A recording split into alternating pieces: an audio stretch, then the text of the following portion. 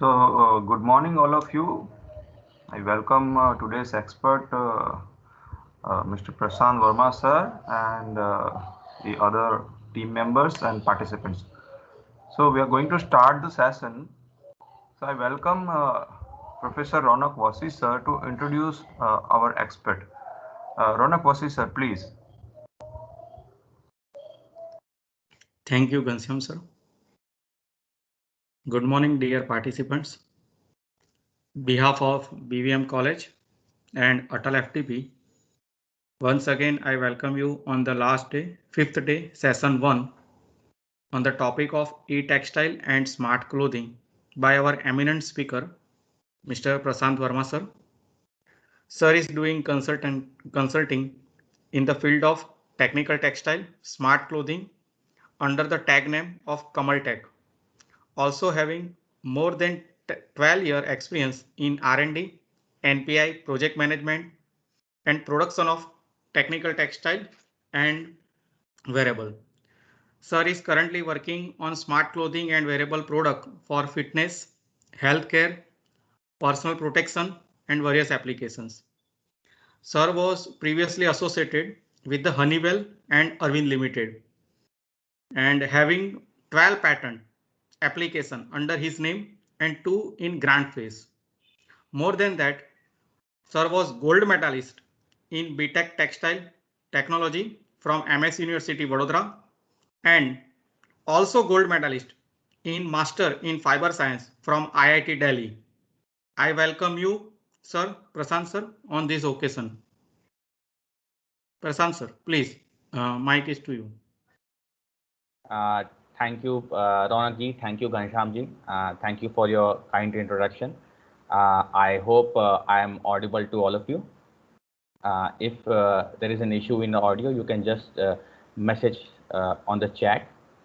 So it's the last day of the FPD program, and I think by now all the participants would have gone through a lot of exposure to different technologies in hardwares, in softwares, in data analytics, and various aspects. And even in, I think there are some sessions in PPE, wearables in PPE and all. So I think they have got a very good exposure in all this domain.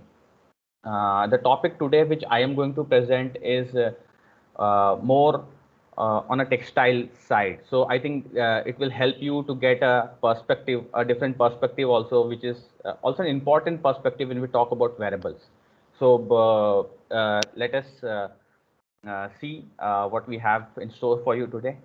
And I hope it would be fruitful and useful session for you. Can you all see my screen?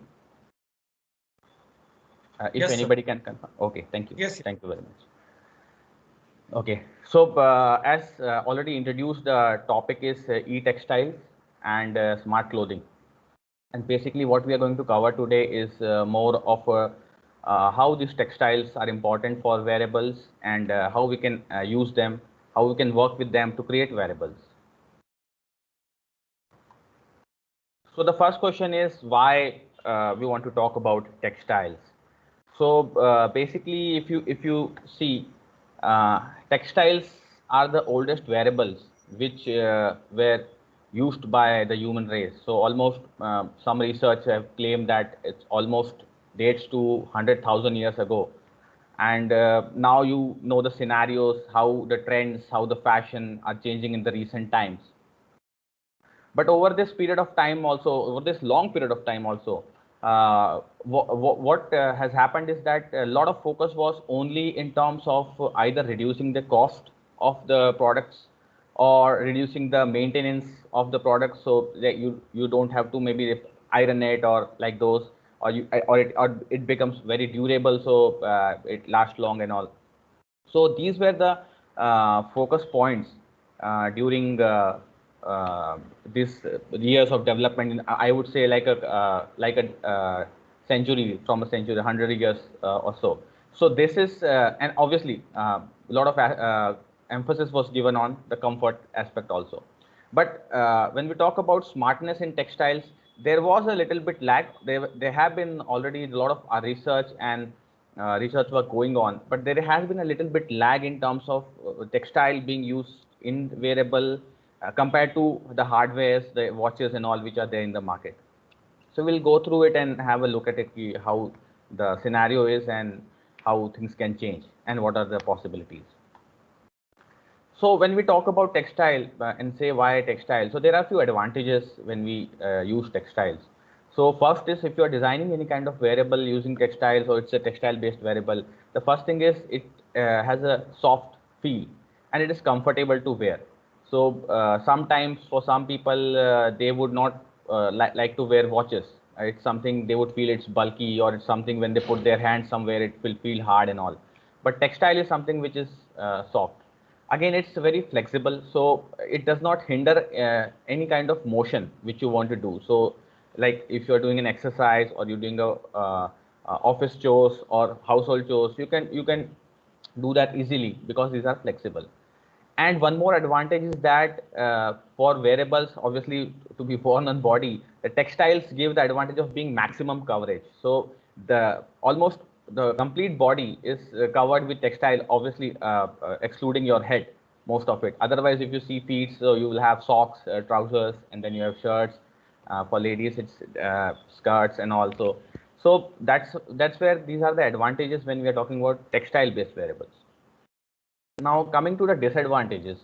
So when we talk about wearables, there's a lot of electronics involved, a lot of communication involved, and then these technologies to an extent are not very much weatherproof. In a sense, if you want to have something compact, making it weatherproof is difficult. Obviously, you can have a big box and all, and then you can make it weatherproof, but that doesn't work for wearables. So the disadvantage here on textile side is that dimensionality is not stable. So for hardwares and electronics things which need very high precision, which need proper dimensioning, hard surfaces and all, this is not a very suitable kind of a material. So that's a disadvantage. The next thing is, because these are worn next to skin, and a body generates a lot of perspiration when you're doing some kind of activity, you have a lot of soiling of the clothing and all. So this clothing we will have to wash anyhow. So again, when I said weatherproofing of electronics and all, so this is a concern where whether the batteries, whether the electronics circuit would be able to sustain this kind of washing.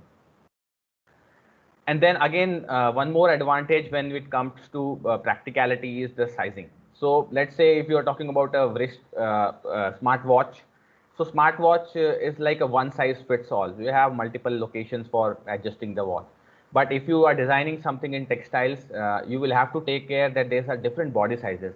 So like if you're designing a vest, you will have to take care that there's a small, medium, large, and everything fits, because it's difficult to get single size fit all, because in terms of aesthetics also you have to take care in textiles. So let's quickly have a flash course on textiles for the participants who are not too much aware of the textiles. I've tried to keep it very simple. So let's have a look. And if there are any question in between, you can just post it in the chat, and I would be able to answer that in between if you like.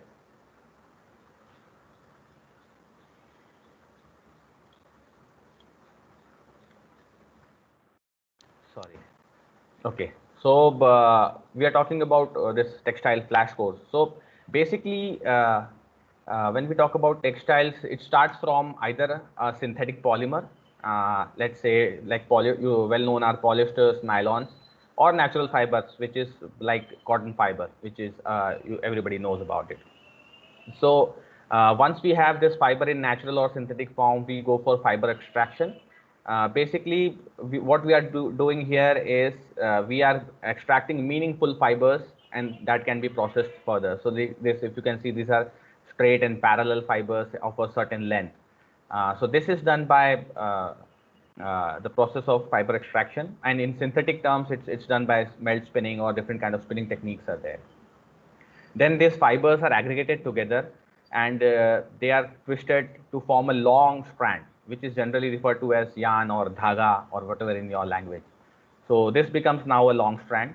Once this long strand is available to us, what we do is we do a kind of a gridding, an interlacement process, which can be called weaving. So there are two types of fabrics, and you already might be knowing. So one which is like in trousers and all, those are woven fabrics, and that is done through weaving. And the t-shirts which you wear, these comes from knitting process. So these are more stretchy, more flexible and all.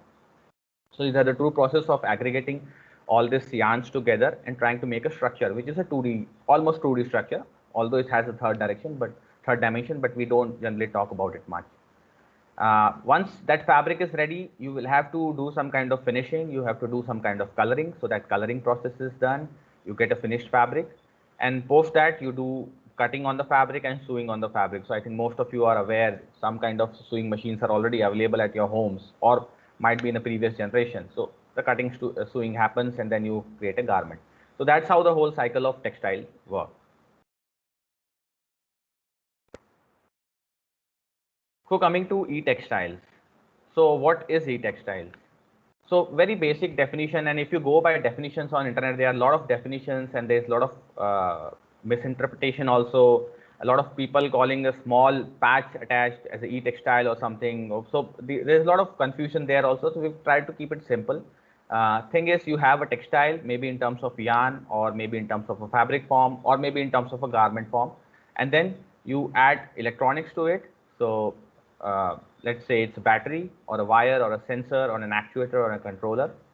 And once you embed that into the textile, we would generally refer it to as an e-textile. So let's see what's the example for this. So as I already mentioned, the process of weaving, where you are having two different set of yarns in two directions. So like one, if you can see, this is, let me just put a pointer. Yeah, so if you can see, this is the yarn in one direction, and then there is a yarn which is interlacing. So X and Y directions are there. So here what has been done is we are just using an optical fiber, a polymeric based optical fiber in the process of weaving here. And what happens is now it is integrated in a form of a fabric. Once it is integrated in the form of fabric, you supply a light from one end, and then basically at some point where the bending is enough, the bending on the optical fiber is enough, some of the light, because of the angle of reflectance, would escape out of the optical fiber, and that would show on top of the fabric. So this is how this is an example of how you embed an optical fiber and a light based system into the textiles, and this is an example for an e-textile.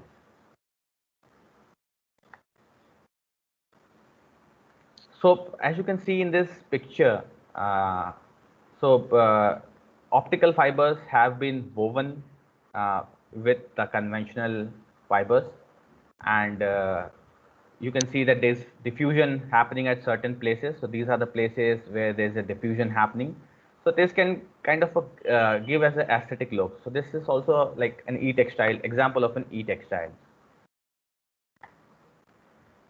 And smart clothing. So what I have done here is I have made a small distinction. Generally, a lot of people would categorize, because like clothing is also a part of textile. So e-textile would again cover the smart clothing, but I've just kept it separate here for the sake of more clarity, because e-textile can be used in a lot of different applications. So for example, the slides which we just saw here, this can be an aesthetic application. It can be a carpet on the floor, or it can be some automotive fabric on the seat of your car. So that is not a clothing application. So that's why I've categorized this to an e-textile application, and I have kept the smart clothing as a separate thing. Smart clothing is basically when you embed electronics into the clothing. Okay, so whenever you are having a wearable on your body, that is categorized in a smart clothing category. Obviously, it has to be a clothing. So clothing, embedding electronics, again similarly, you have batteries, wires, sensors, actuators, and controllers, and that's one way of making the smart clothing. The other way of doing it would be you have an e-textile like the one which we saw earlier, and then you make a garment out of, or clothing out of it. So that was also be a way to create a smart clothing. So again, this is embedding electronics into the clothing. So here what you can see is on a piece of clothing, a bunch of optical wire has been sewn with the help of a needle and the sewing threads. And so some kind of pattern is being made on the garment, so that we can have a fancy or an aesthetic garment. So let's see what can be done on these things. And by the way, all the pictures and the links are there on the bottom. So at any point of time you want to go and check the details of how these things have been done, you can check it out there. So depending on your creativity, you can create fancy aesthetic dresses with this optical fiber. So here you can see the pictures where the back of the garment, there's a light source which is obviously not visible here, and then all the optical fiber bundles are aggregated there, and then they originate from the back, come over the shoulder straps from here, and then they form some kind of frills. And these are obviously, this is an optical illusion to a bit, so these are capturing a slow motion kind of a picture which has a multiple dimension to it. So these kind of things, this kind of creativity you can obviously do in textiles. And then if you say, if your taste is not like this, you don't want to go for such fancy things and all, you want to be like more sharp and more smart, then you can go for this option. So you can see in this suit, you can see a couple of highlights here. So one is here, and then one more is here. So what is done is, here we have embedded the electroluminescence wire into the dress. So these electroluminescence wire, basically they illuminate when they are supplied with a current, and that's how this kind of an aesthetic has been created. So now let's look at some of the products on smart clothing segment. So this will give you an idea of what actually is there in the market, and obviously we will, as we progress, we will determine what are the possibilities, what are the things we can do. So that first one which I am sharing, and maybe if there are wearable enthusiasts, you already might be knowing it. So this is a project Jacquard, which was done by Google in connection with Levi's. So this is basically a jacket, the denim jacket. And in the denim jacket, what they have done is they have integrated the conductive yarns in the cuff. So in this zone, they have done some integration of conductive yarns. Obviously, it's not visible because they want to conceal it, and it's a fashion product. That's why. So you have a bunch of conductive yarns here, which are connected to a PCB or a MCU controller, what you call it. And then if from each of these yarns, the data is sensed, and based on the capacitance value around this sleeve, you get some kind of gesture. So the gesture is detected based on the capacitance value of the grid, and then that gesture is passed on to a communication device. So this would be your battery as well as the microcontrolling device, which will just dock inside this portion. And once that is done, a communication would be established with your smartphone with using a Bluetooth low energy protocol. And then a lot of things can be done. For example, if you are driving a bicycle, you want to disconnect to a call or cut a call which is incoming, you can just wave your hand on the sleeve of the other arm, and then that gesture would be detected, and then this Bluetooth communication would tell the device, smartphone, that we want to disconnect the call, or you want to change the music track. So this is how this product has been designed. So this is a commercial product by Levi's.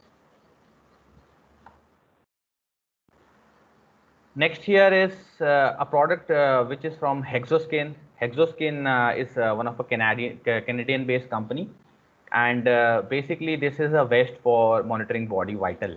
What this has is a stretchy kind of a vest, so it's a body fit, body hugging kind of a vest, and they have electrodes in this concealed inside, and obviously this is again concealed for the fashion purposes.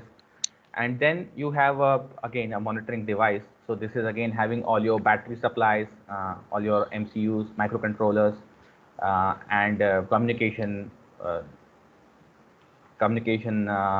devices.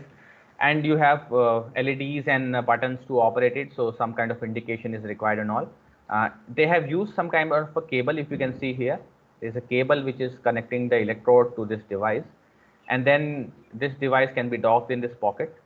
There's a smartphone app through which you can communicate the data which is coming from this app, this device to the app.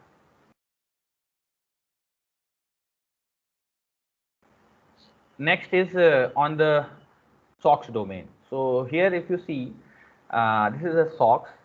This is designed by Sensoria. And in this SOX, what they have done is they have designed some pressure-based sensors. So if you can see one here, and so almost 3 sensors are there. And these 3 sensors are then, if you can see, connected by some conductive strands. And this is completely a one-piece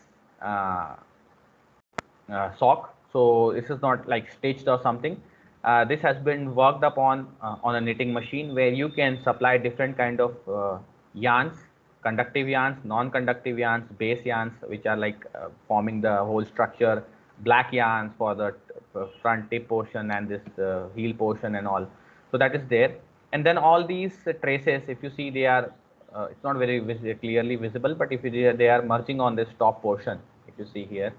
And this is the portion where you will have your again the hardware device, which will again perform supply battery power and do the communication and processing thing.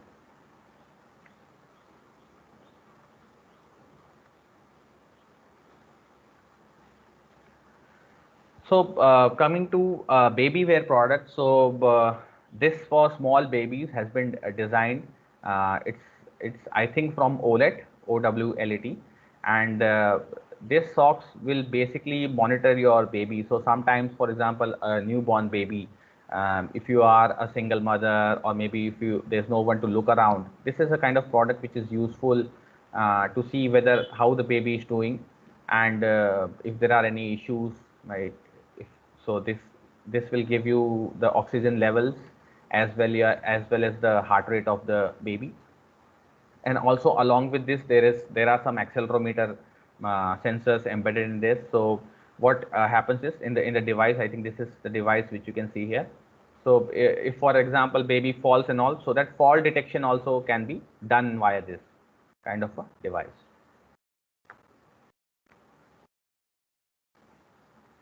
This is a garment. If you can see, it's again a body hugging garment. This is designed by Athos, and the main focus of this company on this product is basically to cater the market of fitness, wherein you are also monitoring your muscular movement. So this is basically using an EMG technology, so which I believe you are now will be aware about this. So there are EMG sensors placed. So if you can see this, these are the docking position on the biceps here. On the other side, it would be there. And obviously, if there's a trouser, you will have that on the thighs. So these, what they will do, this they will monitor the signals from the muscular activity.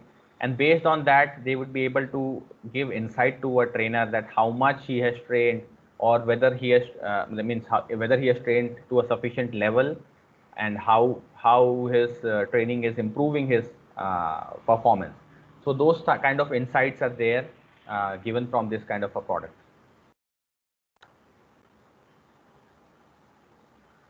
Okay, so coming to a more aesthetic based product. So this is a smart shirt which was launched in 2016 by Arrow. Arrow, I believe, is a very well-known brand in shirts, so you might be knowing that. So this is a very simple product. So what they have done is they have just put a NFC tag in the cuffs of your shirt, and based on that, they are trying to do this payment kind of activity, and some other communications wherein maybe you can change music tracks and all. So these kind of things can be done using your shirt itself. So now we have seen some of the products. We got an idea in terms of how these commercial products are there. And obviously there are a lot of products in the research domains, which I have not covered here. But there's a lot of research happening on these various kind of healthcare products, various kind of fitness products. And again, there are some scenario of vicinity tracking and all. So these kind of research are happening on this. But I just wanted to give an overview of commercial things, and obviously that will give you an idea on what kind of things are possible and what things can be used from, what information can be used from this kind of products, and then you can help in designing your own products. So now the other important aspect is. Sorry to interrupt you. Yes. There are a few queries. These products are waterproof, as you mentioned earlier, that washing is to be done on this product. So there is some query in the chat box, if you can pay attention. Just a minute, sir. I am in full screen mode, so I will have to just.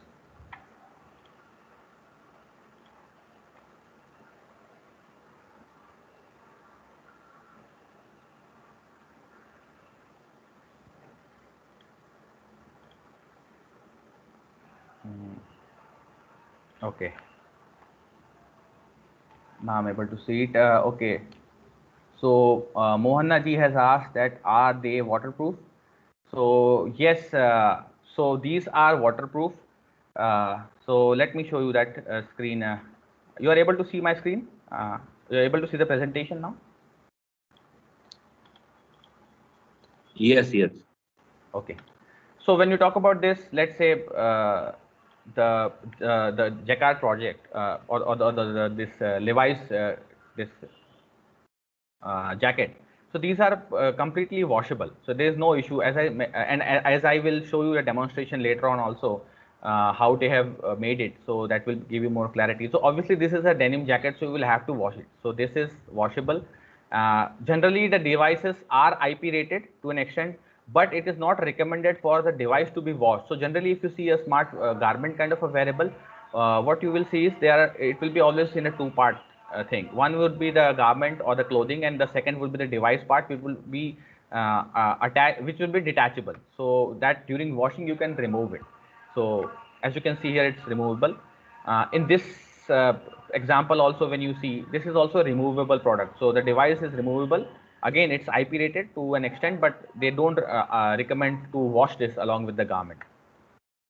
These kind of textiles, what you see, the conductive threads and everything which you see, this is completely washable, and they can last up to 40 washes, 40 normal washes, and maybe if you're going very severely on a washing machine, or maybe 40 washes. So again, depending on the technology and how you kind of do some kind of protection here. This anyways, if you can see, this is more or less made up from a synthetic material, so it is almost a waterproof thing.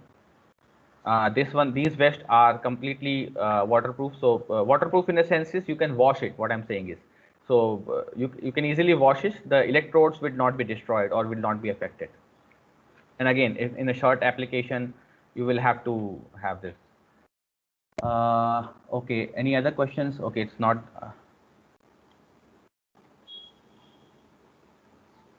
Okay, Mohit had asked one question. I will just take it up. Good morning, sir. Can the customer let these smart clothes learn new gesture as well as they are predefined gesture?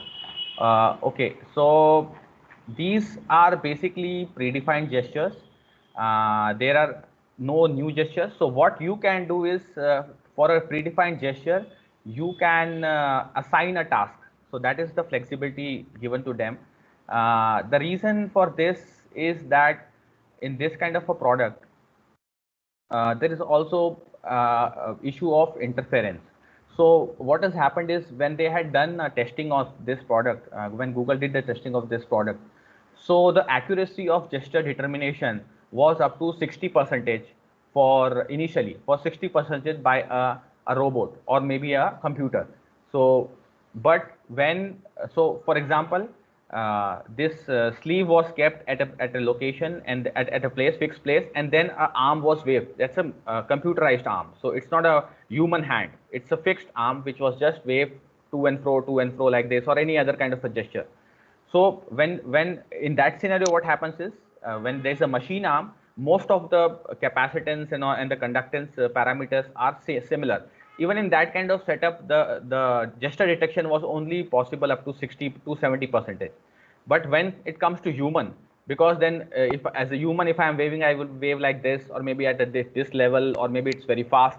So at that level, what happened is the gesture determination had dropped to almost 30 to 40%. So these were the initial feedbacks which they had received, and I think they might have improved this now. But that's the reason why they are not allowing any kind of a customized gesture to be added by a user. I believe that. I hope that answers your question. Let me quickly look if there are any other questions.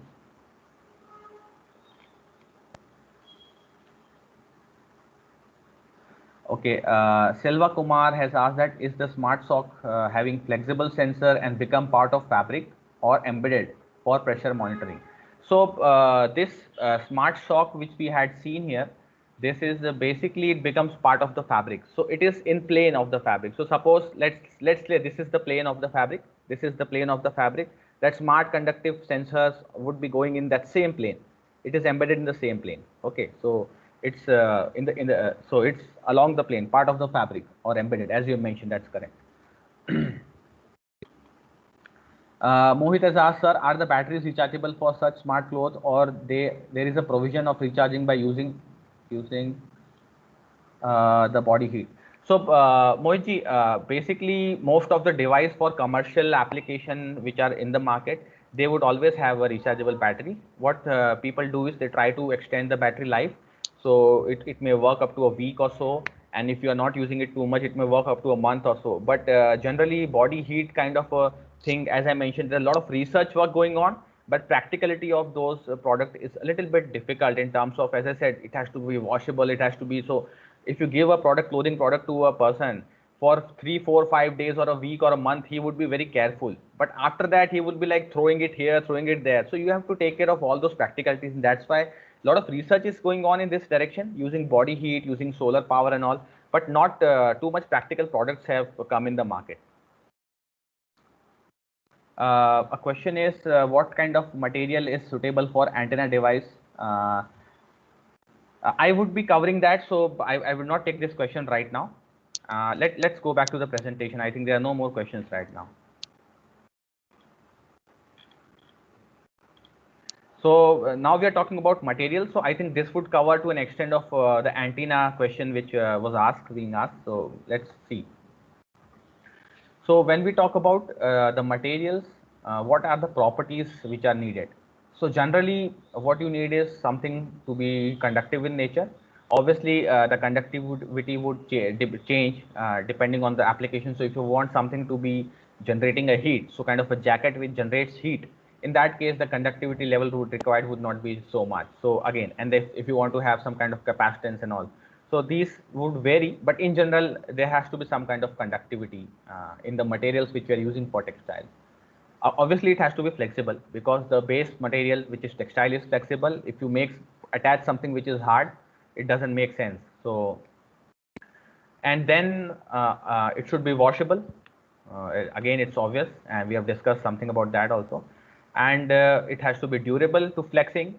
So if it is in a washing machine, or if you are wearing it, you are doing some fitness exercise, it should not happen that your circuitry cracks. So it has to be, again, durable, and then usable in textile manufacturing operations. So obviously, either you should be able to use it with the yarns, so somehow in the yarn processing or in the weaving or netting processing. So the material should be withstand those forces and the temperatures. Or if you are, let's say, doing some kind of heat transfers, then it should be able to withstand the heat and cut and sew. So you are able to stitch it, and those kind of things should be possible. So let's see the first category of the materials. These materials would be the basic ones. So we start from the polymers. So these are the conductive polymers. Conductive polymers, the examples are polyaniline, polypyroles, and this is a very big name. So we use the short form PDOT and PFPPSS, polystyrene sulfonate. And then graphene. Graphene basically is not a polymer, but because graphene is used to an extent, I have just included it in this instead of making a different slide for only graphene. So the conductivity values of these kind of polymers so are in the range of beginning of a semiconductor to so in the range of semiconductor to the beginning of a metallic conductor.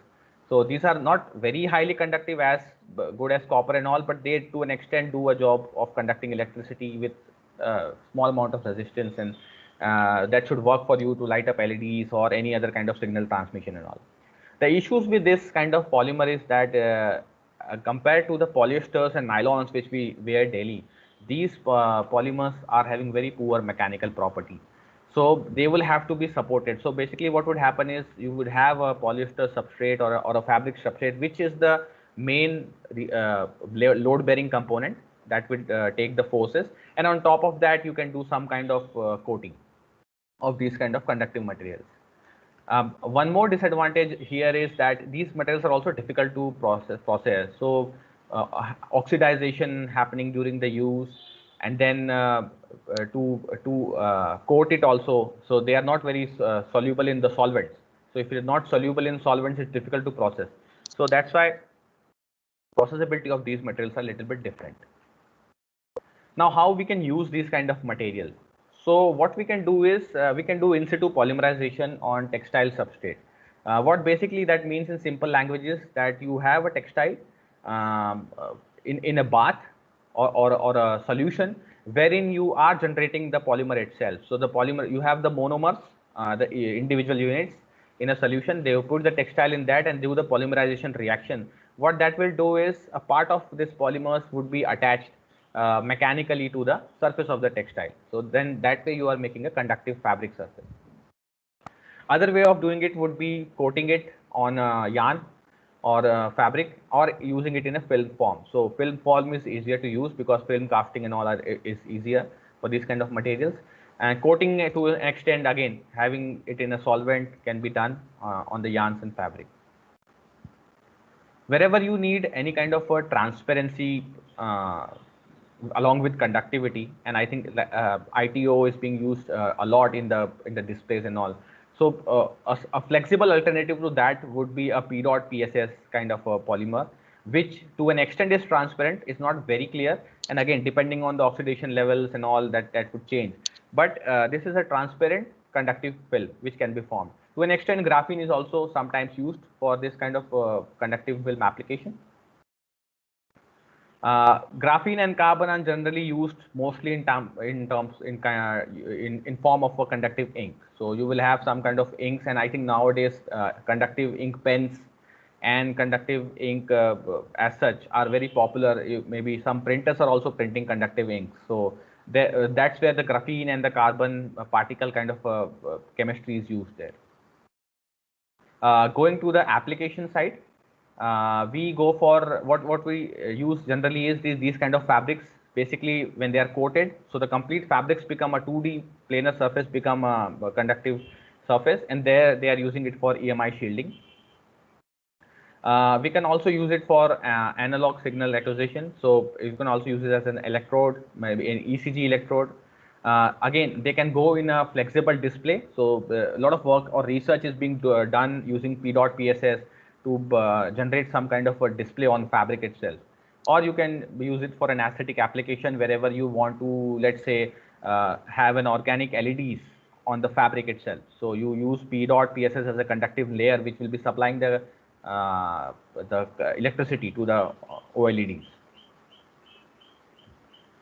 Sometimes these are also dispersed in the polymers, commodity polymers. What that means is like when we are spinning or creating these yarns of polyester or let's say nylon, sometimes this kind of polymer can be dispersed in the melt, and then when you spin the yarns, you will have a small amount of this conductive polymer.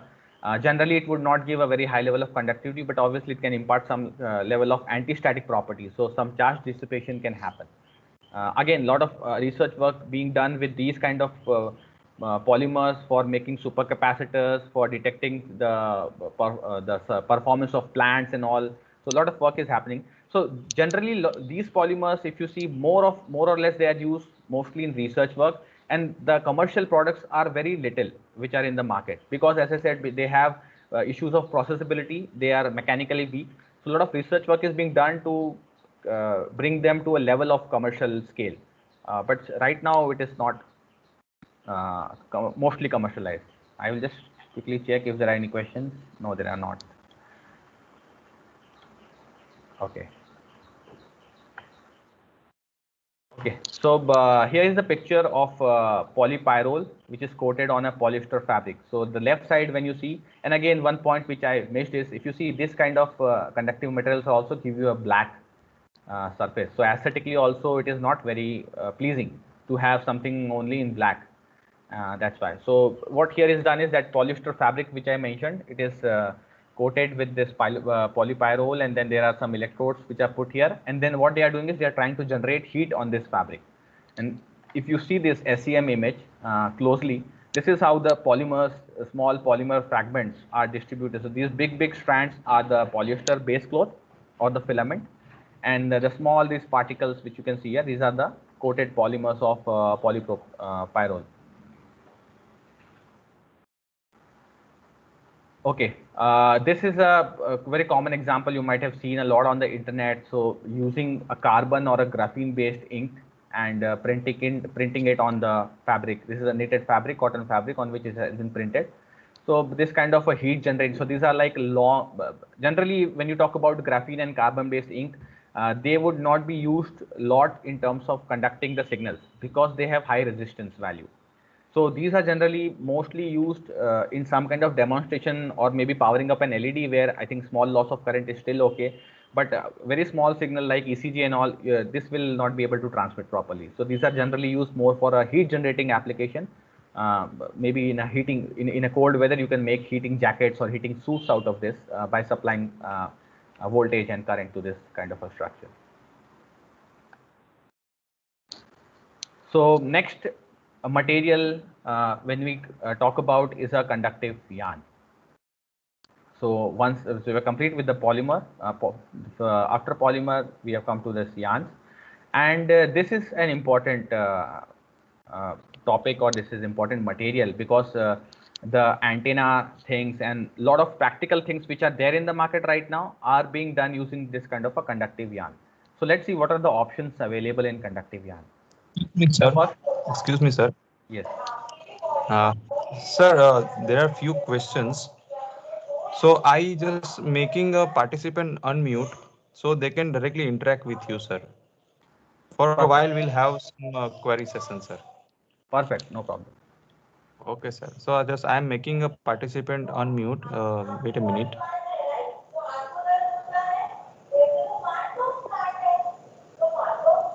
Yeah, participants, you can check your mic and you can directly ask the queries.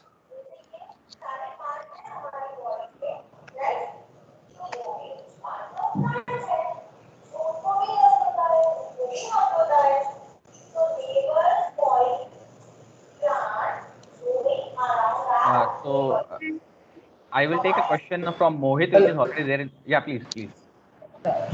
Sir, I have one question. Good morning, sir. I really love your presentation, nice presentation and explanation, sir.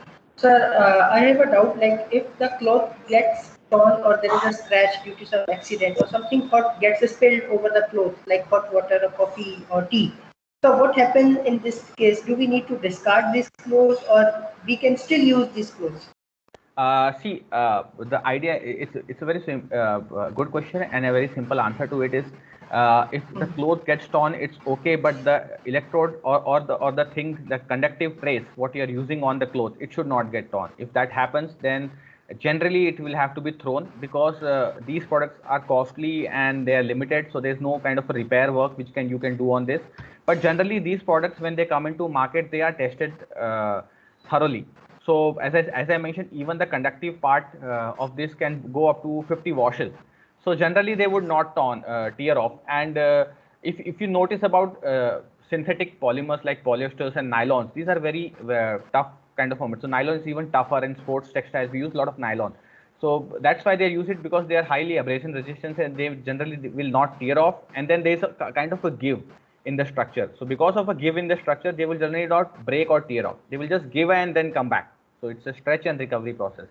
But obviously, you're right. If you are able to break the traces or something, that product is gone and it's very difficult to mend. So you will have to just throw it.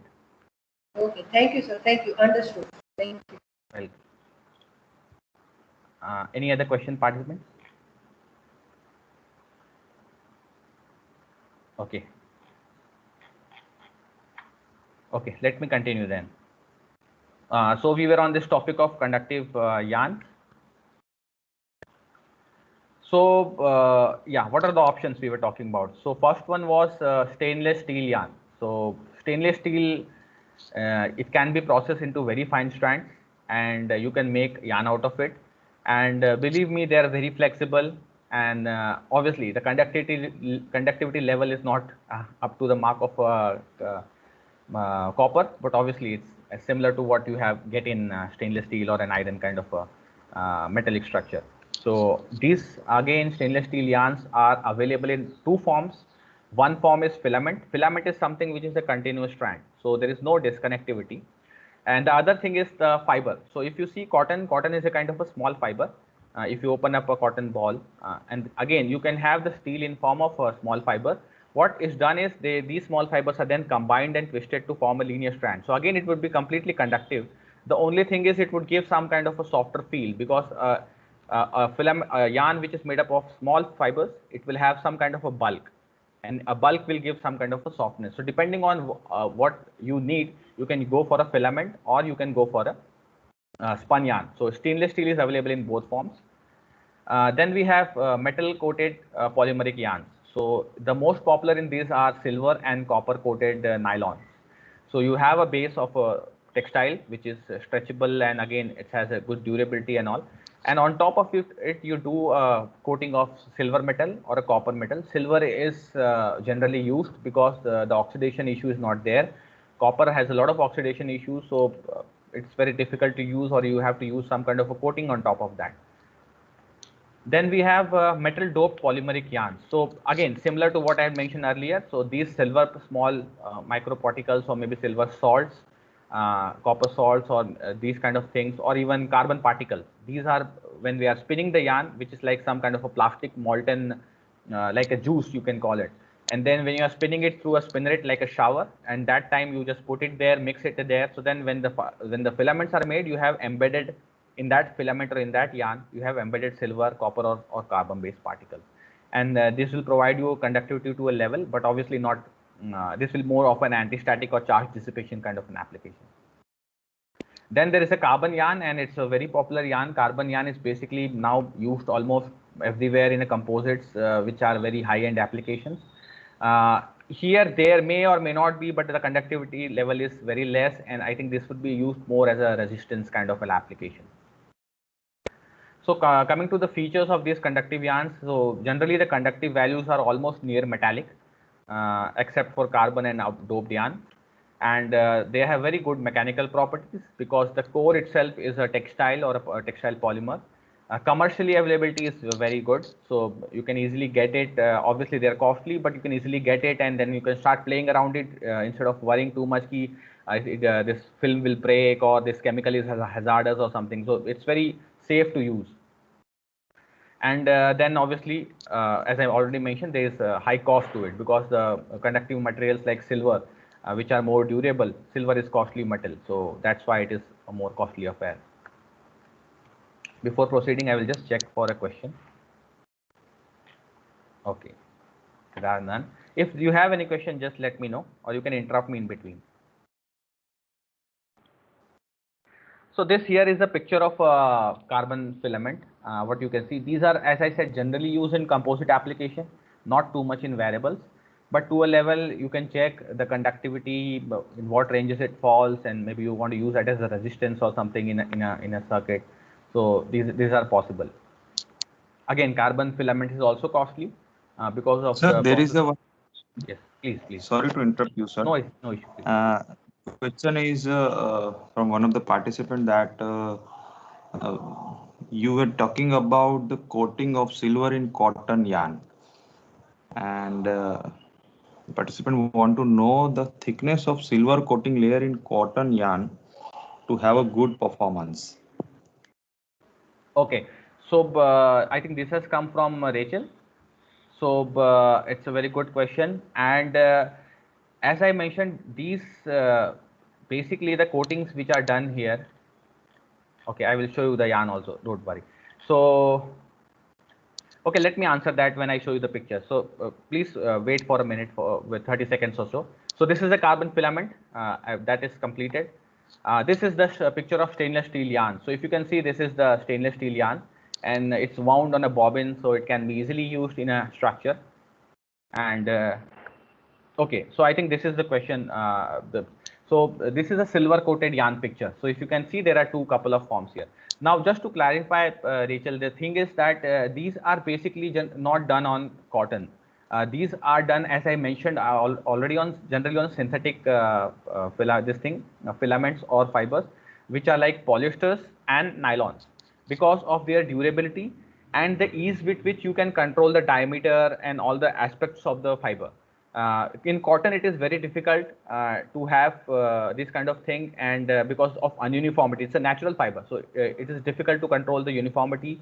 There are a lot of hairiness. So if you see a yarn of a cotton, you will see a lot of small hairs coming out. So in such a scenario, it is difficult to process those kind of yarn. Again, there are issues with cotton in terms of being more hydrophilic. So it absorbs water easily and all. So that also hinders the process. Synthetic filaments or synthetic polymers like polyesters and nylons, they are not so much hydrophilic in nature compared to cotton. So that's why it's also easier to process.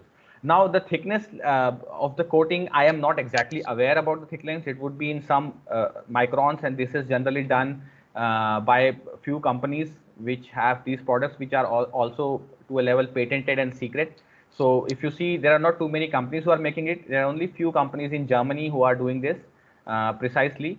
Also, I'm not aware too much about a Chinese supply on this kind of a yarn, but obviously a lot of Chinese supply you will find out, or stainless steel yarn, these are very common. So the exact coating thickness, I would not be able to tell you on this, but obviously the conductivity level, when we are talking about, this is almost close to near metals. But again, because this being in a thin strand form and the coating being very thin, what happens is the resistance level would be falling in somewhere around 1 ohms per meter. So if you take a 1 meter length of this thing yarn, you would get 1 ohm resistance value. So this is how generally the things are, the specifications are mentioned in this industry. So if it's a fabric, you will have resistance per square. So it's a square area. What is the resistance between 2 points? And then if it's a yarn, it would be a resistance or ohms per linear meter or a linear centimeter. So as I mentioned, it falls in the range of 1 ohms per 1 meter, and it can go higher or lower based on what you need. So it can go higher on the like say 3 or 4 ohms, and sometimes it goes lower also. So 0.5 ohms is also possible per meter. I hope that answers your question.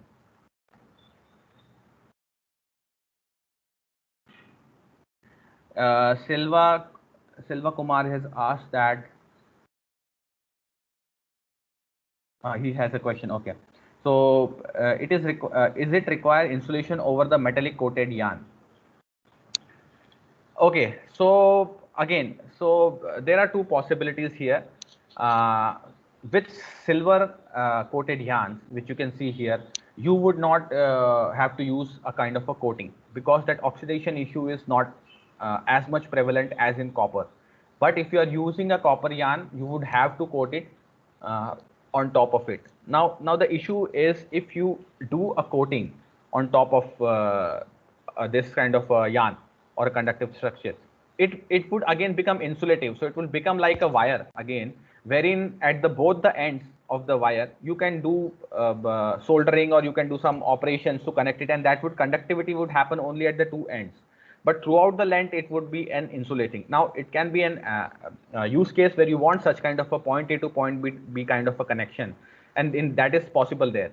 But let's say if you want to generate an electrode from this kind of yarn, in that case you want to have the complete yarn to be uncoated and conductive, and that's where generally, as I said, a lot of people use silver because it comes in both forms, coated and uncoated form. And obviously uncoated forms is having good level of conductivity. So it goes both way, and again depending on the material, you will have to coat, or you may not coat on that. I hope that answers the questions. Okay, I think there are no more questions right now.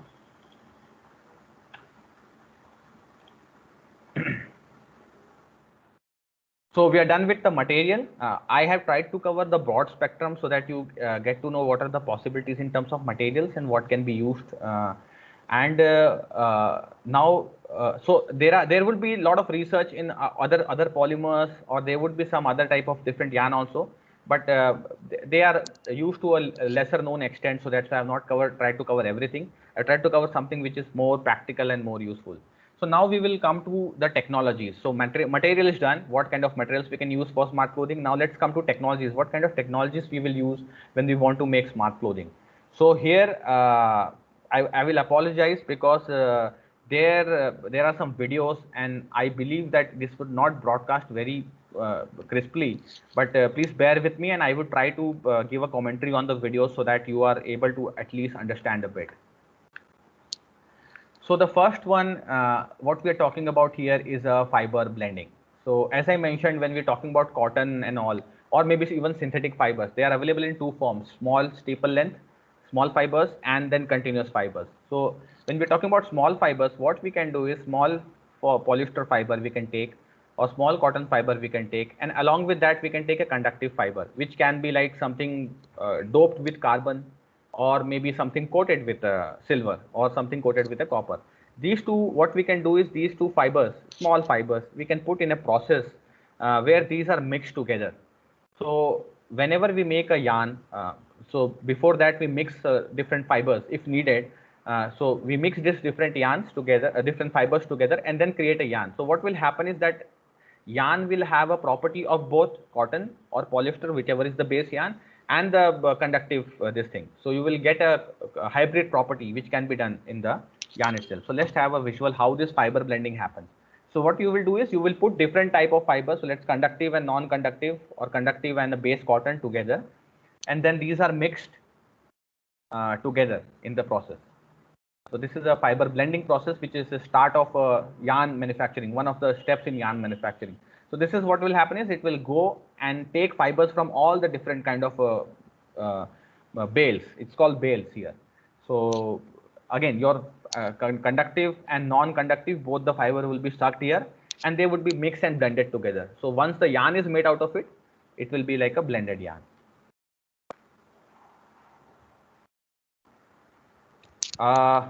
Was this video visible? You were able to see it, or there were a lot of issues? If anybody can just let me know. So, Yes, it was clearly visible. okay, that's great.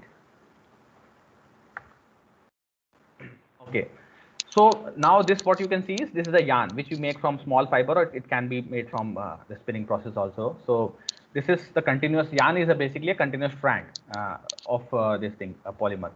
Again, what you can do here is, so let's say you have a conductive yarn which is actually not very mechanically very strong. Let's say there's a scenario where it's not very mechanically strong, or the scenario is that it's a silver yarn and you don't want to have a very thick yarn. Okay, so it's a very thin yarn because of cost purposes or whatever purposes, you are going to use a very thin yarn, and because it is a very thin yarn, the mechanical property would not be there. So how do I use it in a garment or a fabric? Because when the fabric will be made, there are a lot of stresses on the fabric, and this will break. So what we can do is we can have two different yarns. So one is your thin conductive yarn, which is having a full conductivity running across the length, and then there would be a non-conductive base yarn.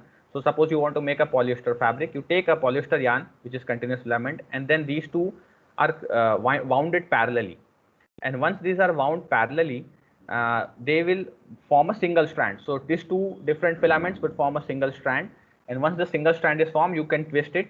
And what will now happen is that your polymer, the polyester base yarn would be providing the strength here, and the thin conductive yarn which was there, this will be providing the conductivity.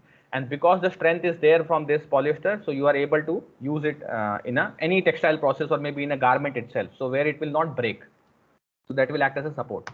So let's see this, how this is happening. So you can see there are 2-3 bobbins of yarns on the bottom. They are mixed together on this device, and then they are wound together. So this is a which we call is an assembly winding process. So basically an assembly of two different yarns. And after assembling, we do a twisting so that they are locked together. And after locking, we can use it in any textile process. So coming to the, I think again coming back to that washing question, and then how that Levi's jacket is being made. So this is a small video of basically from the Jacquard project itself. And again, what it highlights is a braiding process. and we will see, I think, the whole conductive grid and how it is washable being made here. So we will go through this video. Now, before that, let me just briefly explain the braiding process so that you can, when you are watching this video, maybe you are able to understand better.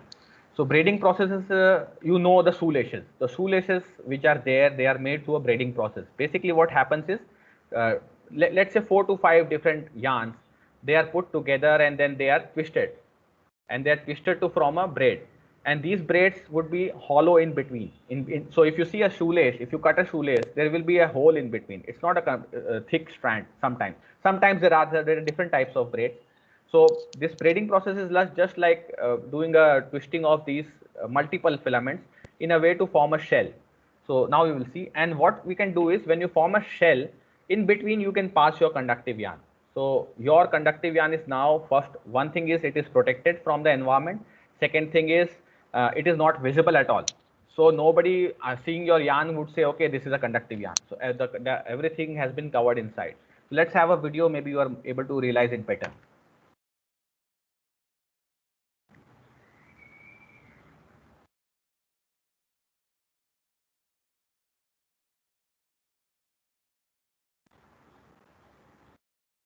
So you can see there is a center core yarn, and then you are twisting something around it to make a braided yarn, and top you get the result. So here you will never know that this is a conductive yarn, but basically it is protected, and the conductive yarn is held inside the structure. Again, continuation of that Google Jacquard project, this is the weaving process. So once we have the yarn ready, we want to make a grid out of it or interlacement out of it. This is a weaving process. Now, if you can see here, these are the grid.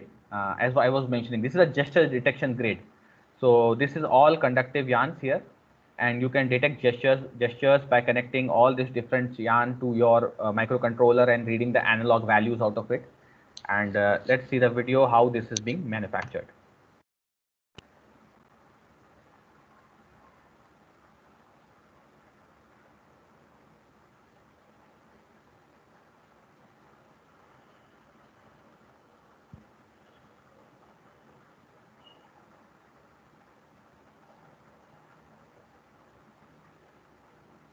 Okay, so here you have seen, so as I said, it's basically the woven fabrics are like a grid. So you have X yarn and then the Y yarn. So what they have done is to make that grid, see, they have put this at some interval, they have put this conductive yarn which they have made. And because it's a blue color, you will not be able to check, say it's a conductive yarn. Basically, it's, as I already mentioned, it's covered, the conductive strand is covered inside the blue yarn. And same thing they have done on the Y axis also. They have formed some grid here. And this again, now this portion actually can be used in a garmenting process, wherein these strands would be connected to, sorry, these strands, open strands, would be connected to a PCB, and the gesture detection can be done, and this part can be stitched onto a garment cuff. So on your cuff you can just stitch it. And again, if you talk about washing and all, this is completely wash proof, so it's completely textile here. So you can even wash it, it's flex it, anything is possible. Now, an interesting thing, so when we were seeing that socks, these socks and all are basically made from a knitting process, and knitting process has a flexibility of two things. One is you can use different types of yarns. So in the same process, you can supply a conductive yarn, you can supply a normal base structure yarn. And the second thing is you can do designing. So any kind of patterns if you want to make, or even the shapes, there is a possibility you can make 3D shapes out of the knitting process. So there are different levels of technologies in knitting. I'm just giving you a brief idea about this knitting process. So basically, as I mentioned, different kind of yarns can be taken, and then they will be made into a structure. Knitted structure are something similar to a t-shirt structure, which we wear.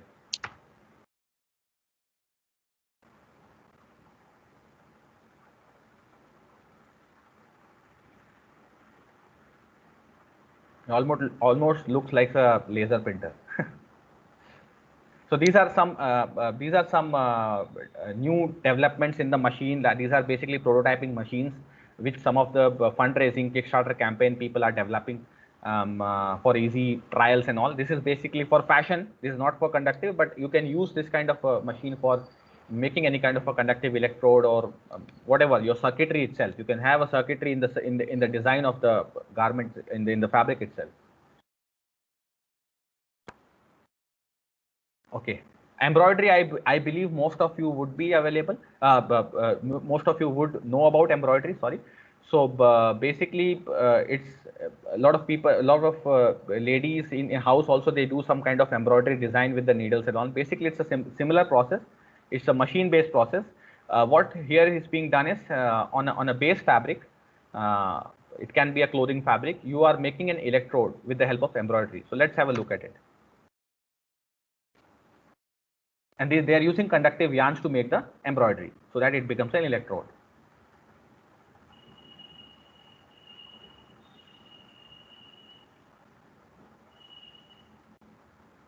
Okay. So this is how you do embroidery. So you had, I think you had seen some of the electrodes were already present there, and then this is the machine which you can program. It will do the embroidery in a proper shape. So these kind of machines are also available. This is also a methodology which can be used for designing circuits on a textile substrate. Okay, just a minute. If there are any questions, I will take after this video session. So there are 2-3 more videos. Once I'm done with that, we will go for a question answer if there are any. Screen printing is, I think you all know about it. Mostly even the hardware people know that. Even the PCB, there's a lot of screen printing. Screen printing is also very popular in textiles also. So this is a textile screen printing wherein we have used conductive ink so that to form a circuitry. So you just put the conductive ink and use a squeegee, and this screen will be having the pattern which has to be put on the fabric. So this is how you can see he has made a circuit on top of it. Now once that screen printing has been done, this has to go for curing and drying at some certain temperature, and once that is cured, that fabric and the ink itself to an extent become a stretchable structure which you can wear, and then you can have the conductivity based on your traces.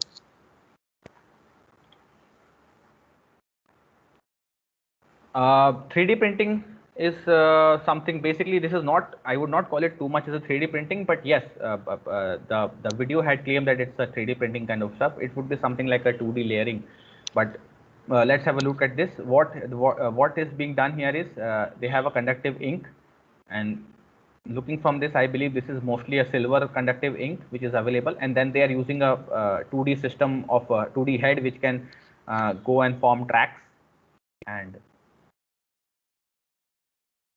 so they are making something stretchable here with the help of this 3D printing.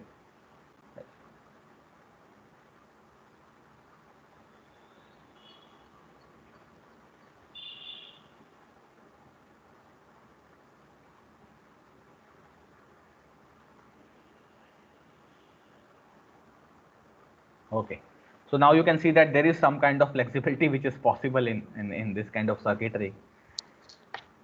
Okay, one more method which you can use is heat transfers. So heat transfers are basically kind of a labels of stickers which can be pre-generated from some kind of a conductive material or a ink, and then wherever you want in your production. So this is a production friendly operation. You stitch a garment and just put a heat press, just put a sticker and then use a heat process to bind it together, and then your product is ready. You don't need to have worry too much about it.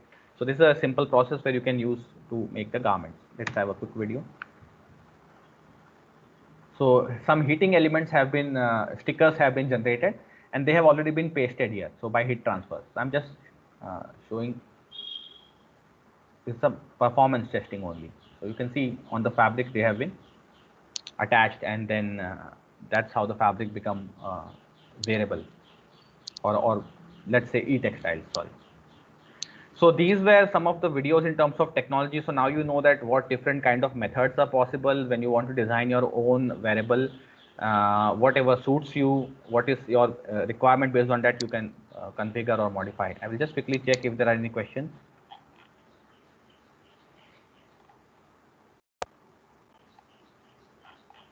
Okay.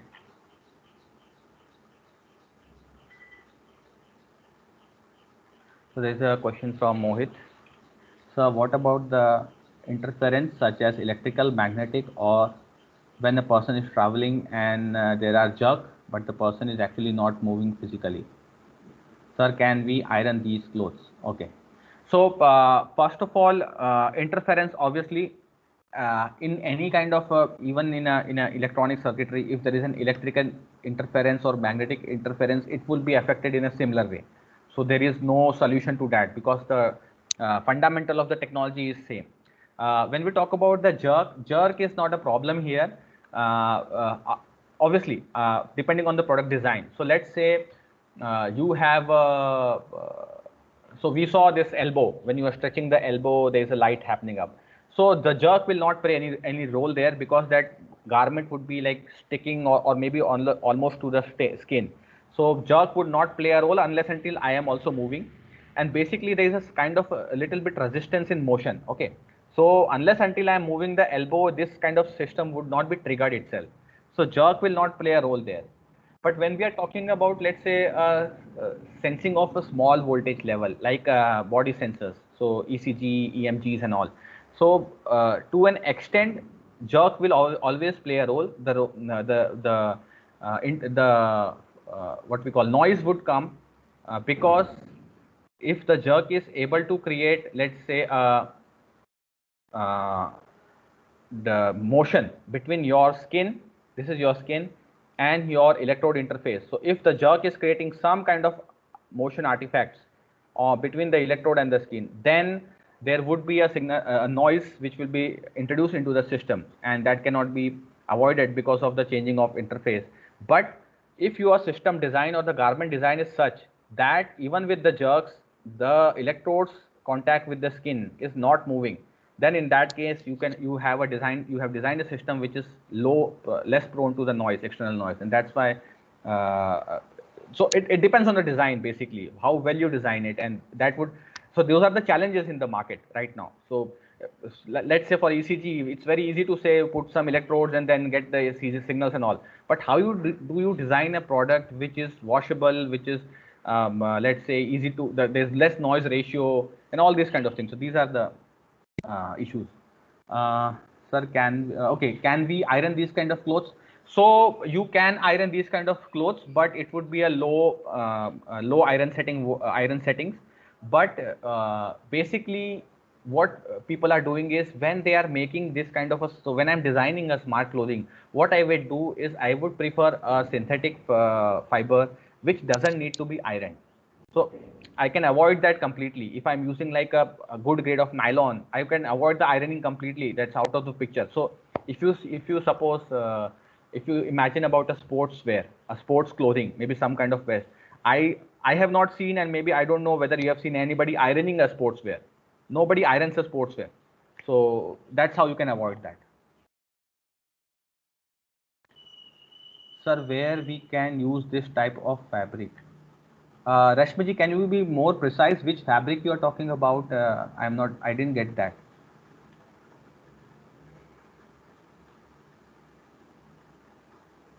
Sir, can you tell me how to choose specific technique for specific end use? As I mentioned, my job here is to expose you to different kind of technologies which are available. See, when I was designing one of my products, so I considered different technologies. So for example, I had considered inks. So I did some trial on screen printing. I have considered heat transfers, and I have considered fabrics. I have considered yarn. So either you have to, let's say, do some kind of trial and error, because see, the problem is with each different system, let's say ink, heat transfer, or let's say yarns or fabric, these are not same systems. This is not like a copper wire. When you say ki this is the diameter of the copper wire, so itna conductivity hi aayega. It will not happen like that. All these systems have their own merits, demerits, issue of interference and all. So you, while designing, you have to logically first assume ki what would be my design, what I am designing. So first would be a problem statement. You solve that problem statement, then you go to ki this would be the solution, and then you will consider factor. Acha, this will be washed, yes or no? No, not washed. Then let me use this. Let me use that. Do I want it to be mass producible? Let me use this technology. Do I want it to be less costly? Let me use this. So there are a lot of factors. So I cannot suggest any factor for any specific application. But you will have to do trial error. Something working well for one thing may not work well for the other thing. Rashmi ji, okay. Anyways, Rashmi ji, if you can tell me what fabric you were asking, where we can use the fabric.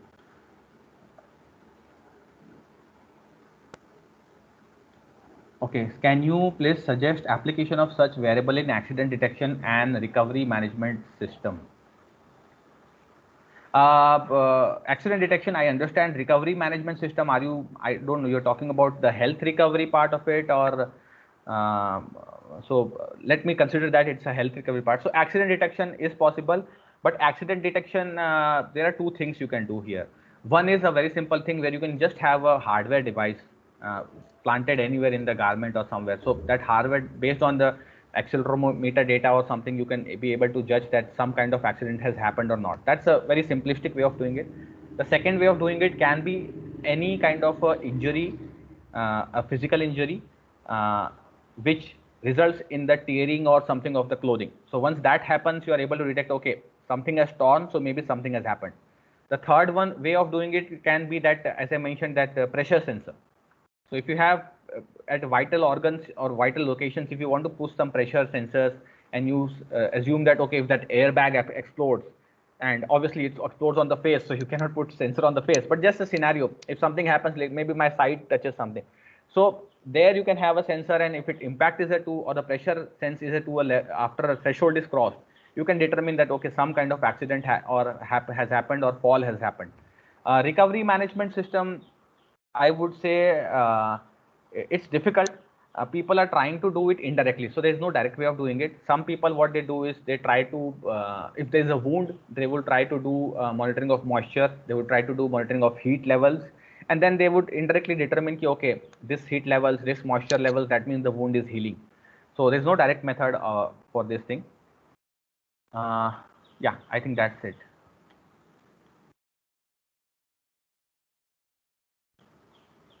Sir, is there any electronic shorting occurring because of the sweating and all? Yes. So obviously, if there is an as I mentioned, there are two type of application. One is point A to point B, so it would be insulated. So there, in that case, sweating is not a big issue. But if there is an application which is like the complete conductive system, a patch or something, then you will obviously, if there is some kind of sweat, there would be some leakage happening, or there would be some noise. This thing. But what again coming to the design of the product. When you choose a base substrate, what you do is the substrate you choose is such a way where you do some anti-wicking finishes. So, wicking finishes. So what that does is, as soon as the moisture or the sweat is there on your surface of the garment, it will just take it up and absorb by the garment itself. Once it is absorbed by the garment, it will go through the evaporation process and it will be shed off. So the amount of sweat which is accumulated is not so much that it is going to cause some kind of interference. Obviously, if you are having some electrodes and you dip into a swimming pool, obviously there's going to be a short circuit on that end. But yes, again, I said design of the garment and what scenario you are going to use. So there are some limitation to these products. Embroidery fabrics, okay, got it, Rashmiji. So embroidery fabrics is like, see, embroidery is basically not a fabric. So let's say this is my garment, okay, today. So I am wearing this garment. What you can do is, on this garment itself, I can put this on an embroidery machine, and today I can make a circuit out of it. So embroidery is a technology through which you can, if you want to make an electrode, you can make a circuit or whatever you want to do. So it can be done on a fabric. Now, where it is used is, again, as I already answered, is key depending on the scenario where you want to, where you think that the application you want to take. So accordingly, you will have to use it. Okay. Okay, thank you. So let me continue.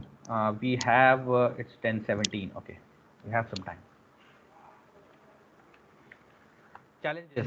So now is the boring part.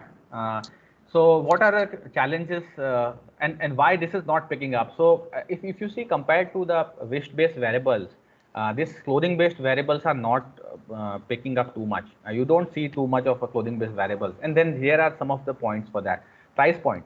See, when you're designing something on a wrist-based kind of a system, there's a, as I mentioned, there's no different sizes. You do a designing once and the design is ready.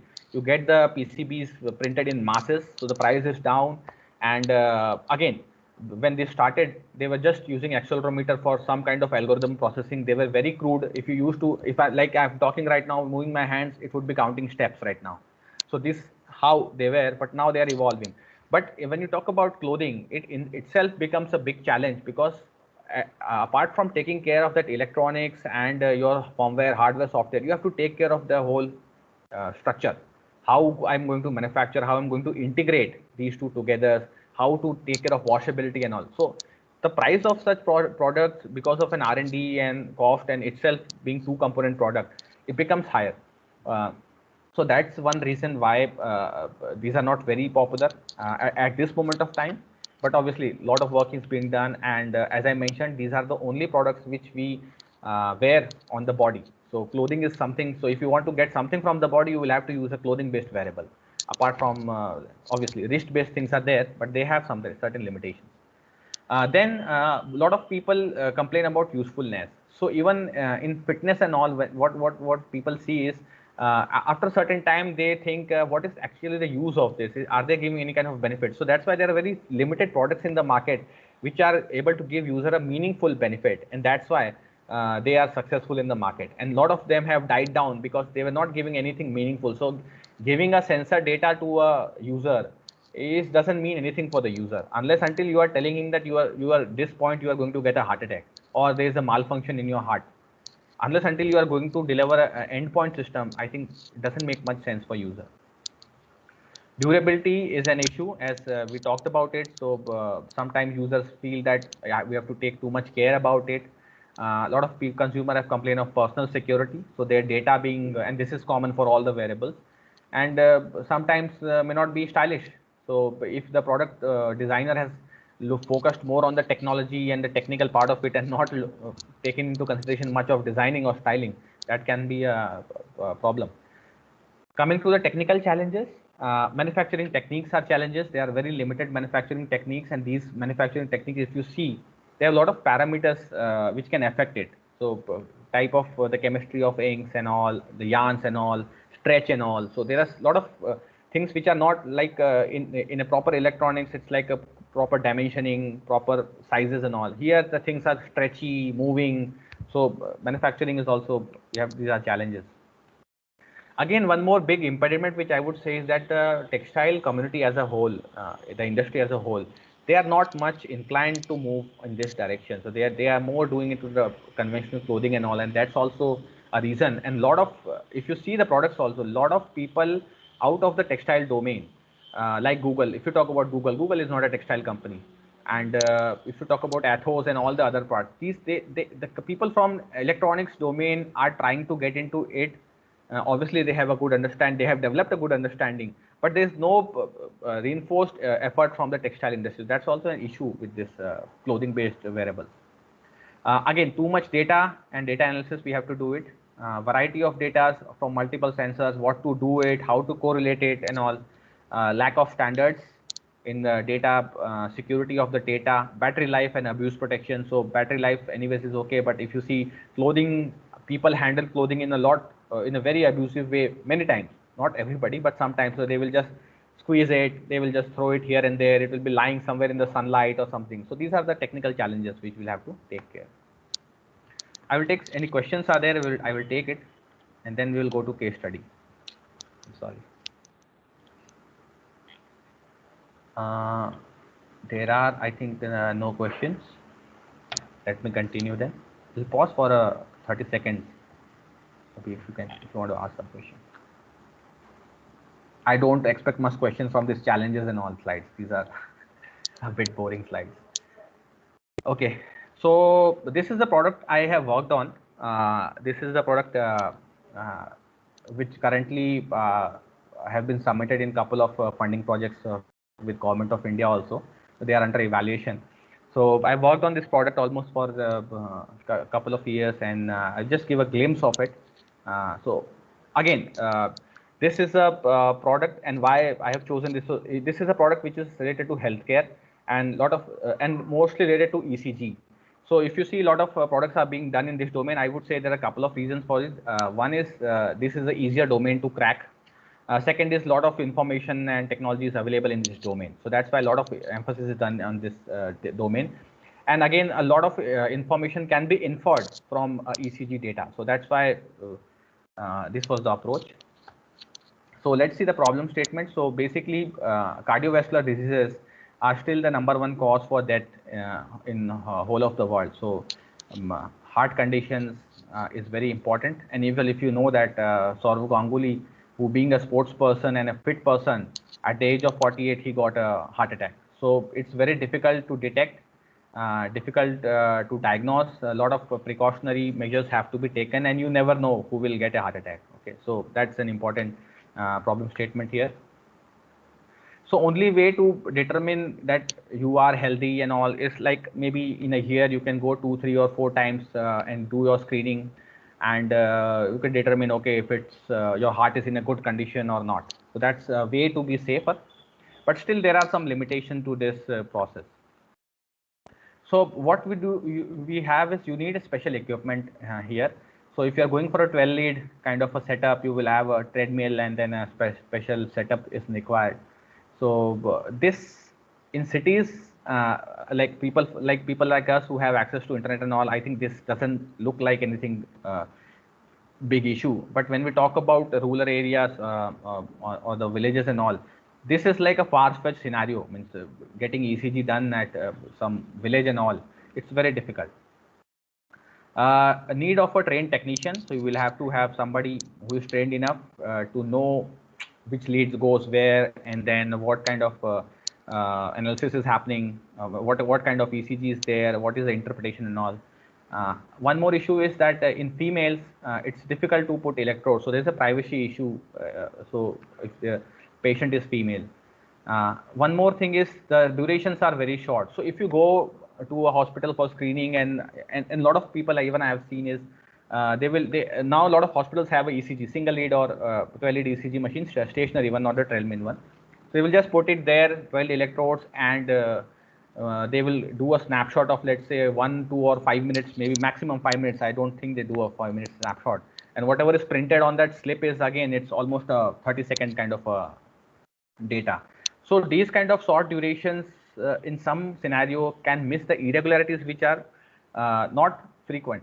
So sometimes what happens is, maybe while climbing the stairs and all, you might feel that, okay, the load has happened, and then there was some pain and all. But when you go to doctor, he sees, okay, everything is fine, nothing has happened. You might have also heard sometimes that people have come from hospital said that, okay, they are now fit, the heart and everything is okay, and then in few years that issues have happened. So this is the duration for which these tests are done are actually limited, and sometimes in some scenarios, for example, let's say you have been operated for a heart surgery.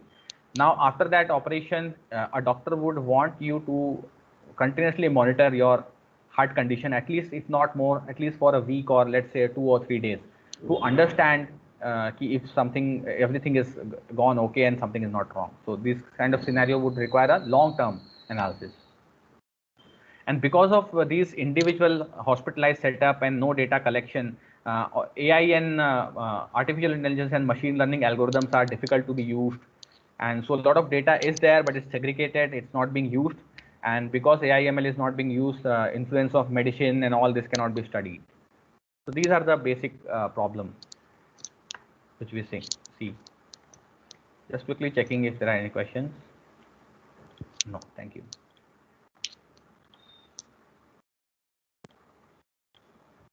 Okay, so rethinking healthcare variable.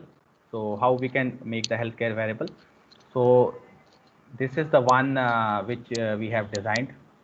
We named it Hriday. So this obviously is a 3D mock of this.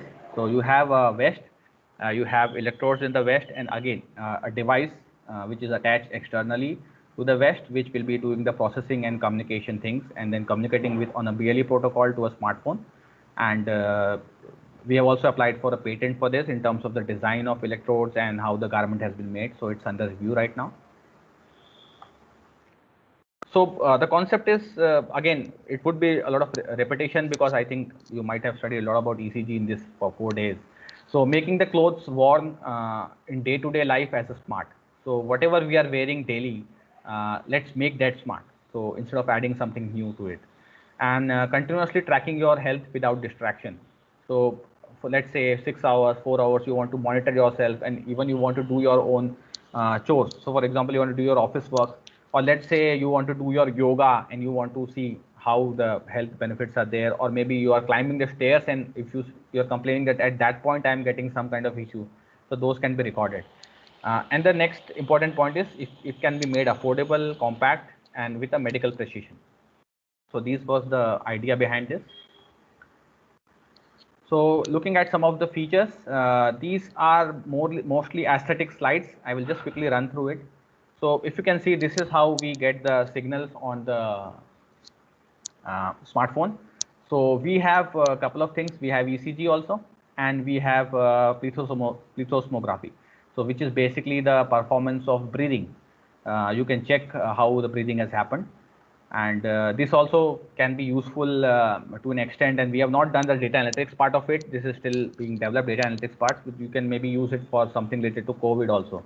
So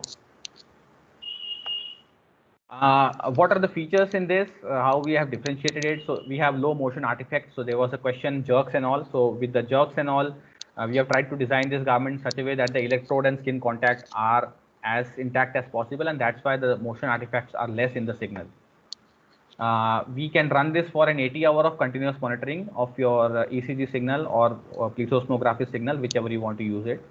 So it's the battery saving feature is also considered in this.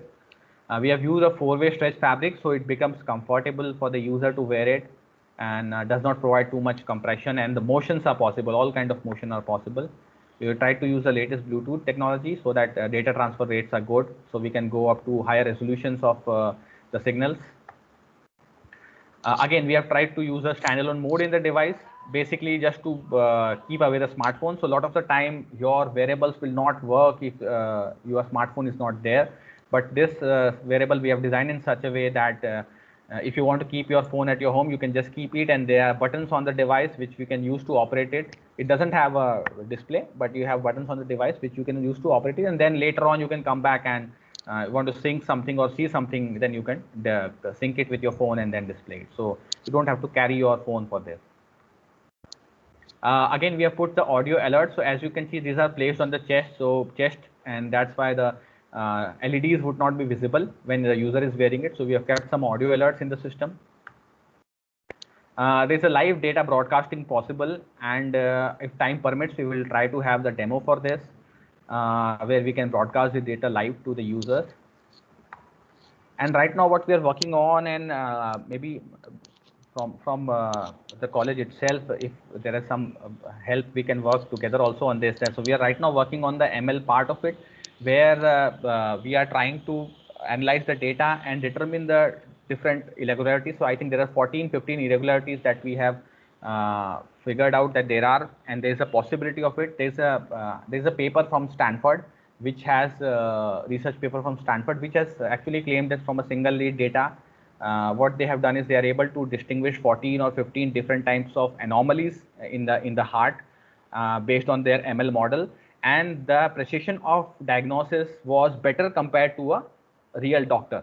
So they have done a comparison of multiple scenarios, and then the reports were given to doctors, and then the report was fed into machine learning algorithm, and at the end of the day the machine learning algorithm was able to predict it more better compared to the doctors also, because obviously machine learning has a capability of analyzing a lot of data. That's why. So that has been proven by the Stanford University, and now we are working to integrate this portion so that we can provide a complete end-to-end solution to the user. It is machine washable, and we have durable sensors. So based on some of the technology explained, we have made this. So quickly going through opportunities, mundane slides. So home diagnostics and treatments are possible with that kind of a system. So let's say you have been operated, you want to go. So let's say you have come from Middle East, you have come to India for medical tourism, done your heart surgery operation. Now you want to go back to Middle East, don't want to stay here for long. Under doctor supervision, you can go back, and then the doctor can remotely monitor you, and things are possible. Tracking fitness and training, lot talked about, lot heard about, so nothing much there. Pre-insurance checkups can be possible, wherein instead of just like, so currently if you go for a 50 lakh or 1 crore kind of insurance, you will have to go for a 12 lead ECG treadmill test and all. So again, if you consider that's a small snapshot, you want to go for a longer thing, you can go for this thing. Companies can provide it to the user. And I have seen some model, I think in USA, they are providing some kind of variables now for insurance checkup, that whether the person is staying fit or not. And if he's not doing fit things, then they are charging more insurance premium and also. These kind of models are also coming up. Let's see how much they progress. Telemedicine is obviously an option. And then we have sleep apnea monitoring. So because we have plethysmography sensor, so sometimes if during the sleep there is irregularity in breathing or there is a stop, breathing has stopped, then these kind of things can be detected instead of going to a hospital, because sleep apnea right now, if you want to detect, you will have to go to hospital, sleep there, and then for overnight, and then that data is collected. So those kind of things can be, the system can be modified and used for this sleep apnea kind of monitoring.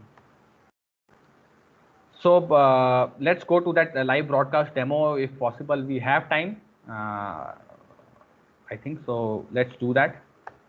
So this is the picture of the product, and you can see this is a vest, and this is a device which is there on the vest. And what I would suggest is, if all of you can, or most of you can, whoever it's possible, I will take the question later. I think there is a question from Rachel, and yeah, there's a question from Rachel. I will take that. Okay, let me take that first. Sir, in wearable devices, we attach an external device, say a sensor. Sorry, say a sensor to the dress, as you showed in the last one of ECG. For instance, if you fall down in the direction where the external sensor is placed, what will be the maximum injury caused by the sensor? So see, obviously, if you fall down and if the device is there, so device is kind of a plastic shell. So obviously there would be some kind of injury, because a hard thing falls on your chest area and all. There would be some kind of injury. But generally, that scenario is very highly unlikely, because the body itself has the knowledge that whenever it is falling, it will try to put a hand in front of it, most likely, unless until you are being tied at the back and then somebody throws you in the front. So it's a highly unlikely scenario, but obviously physically it's obviously possible. It will injure you. But okay, I think there is a, so sensors, when we talk about the sensors, so sensors are made from the conductive textiles, so they are flexible and washable. None of the sensors will harm you, do any kind of a thing. And even the beauty of the sensor is that they are antimicrobial in nature. So even long-term sweat and all, if there is there, then you will not get any kind of fungal infection or something. You're talking sweat and all, but anyways, you will be washing it. So sensors will not cause you anything. What will cause you a problem is this device, which you can see on the screen right now. This is a thin, small device, and obviously this will hurt. Question is, but these clothes will be very costly and cannot be used by the masses. How can we ensure the maximum people benefit from the smart clothes?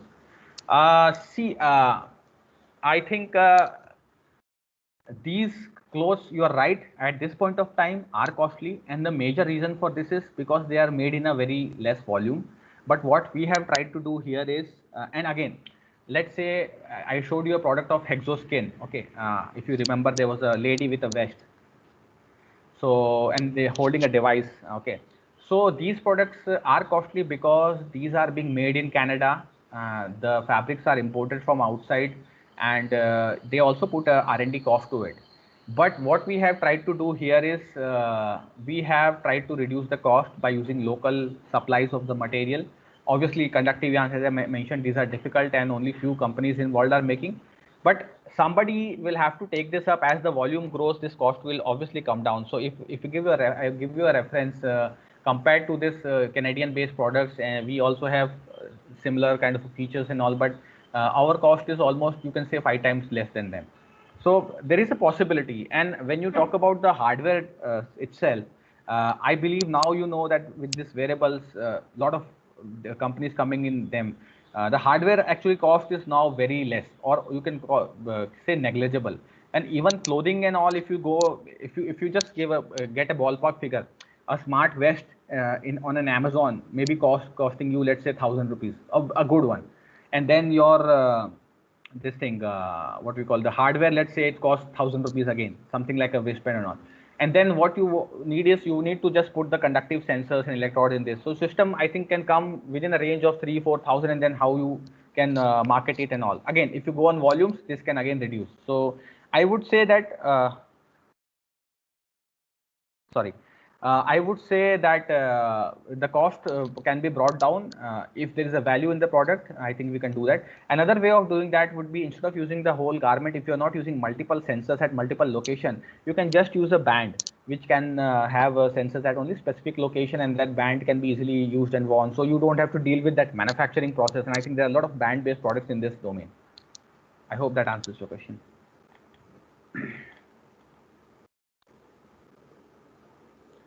Akul is asking, sir, what type of sensors are suitable for wrist ECGs and PPG monitoring? So if you want to take wrist ECGs, I would say that you don't need to go in this textile domain at all. What you can do is you can have the metal, because that can be easily integrated in a plastic watch. So metal based electrodes are easily possible for ECGs. And for PPG, you would anyways need an optical sensor. So I don't think any textile has any role to play there in that. A lot of work is being done on like skin wearables. So you have to just paste it on the skin. There you can use some films and some conductive materials, but again, it's again a thing of a research. So if you want to go for research and all, you can use conductive inks on some films and use those as electrodes. So that film can be like a sellotape, can be put on your on your arm, and then it can sense. Or even there are patches available right now which you can just put on your chest, and those patches would be able to give you ECGs. The issues would with that would be, you have to take care is the contact of electrode and the skin, so that it is not giving too much artifacts. So I think again, depending on the scenario, you will have to take care of that. Okay, so let's hope this demonstration works. So I have just shared a link in the chat. If for whom it is possible, you can go and have a open this link. Meanwhile, I will just put the variable, and we'll try to demonstrate if we are able to get a live broadcasting. Okay, so I will just stop my webcam for a second.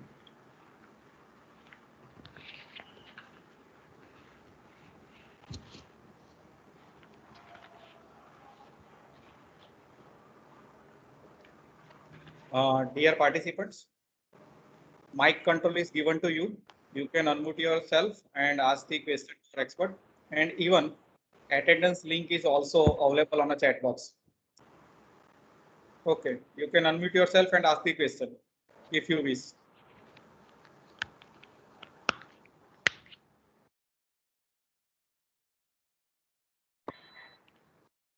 Okay, so if you heard the beep, so I think we have started a device.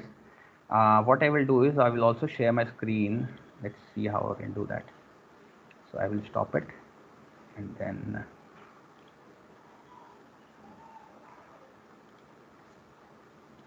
so for those who have opened this link on the web page, what I will now try to do is I will connect my wearable with the application.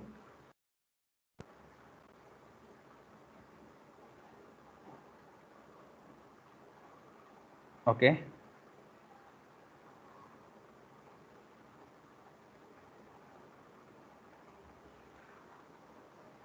Okay, so the communication has started between the wearable and the mobile phone. Okay, and now what I will do is I will start monitoring my, so I will generate a hospital based like a report of an ECG from my wearable, and at the same time it should broadcast also to the remote party. So I hope it does that if the demo works fine.